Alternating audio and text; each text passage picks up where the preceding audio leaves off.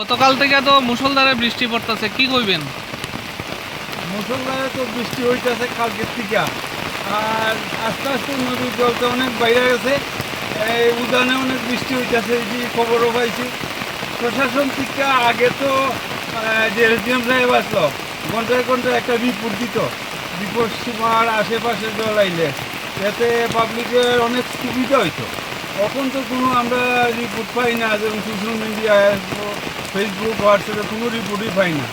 আগের এসডিএম তো এগুলি দিত। আমি প্রশাসনের কাছে অনুরোধ করতেছি যে এই রিপোর্টগুলি পাবলিকের কাছে পৌঁছানোর জন্য, যাতে পাবলিকের সুবিধা হইব।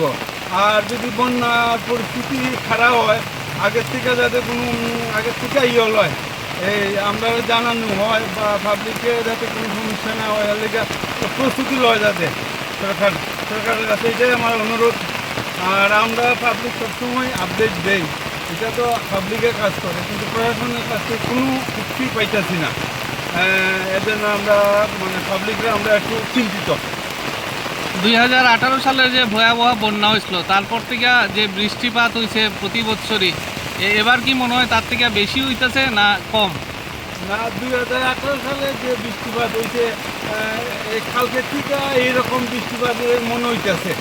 আর এই 2018 সালে গোবিন্দপুর যে বাঁধ ছিল, এই জায়গায় আমার বাড়ি, সেই জন্য আমার ভয়টা একটু বেশি। এই বাঁধের কিনারে আমার বাড়ি আসলো। আমরা রাত্রে ঘুমাইছি না এই এক সপ্তাহ ধরে, 2018 সালের বন্যায় এই পাবলিকে আমরা কাজ করতে লাগছি, অনেক কাজ পাবলিকের জন্য করছি।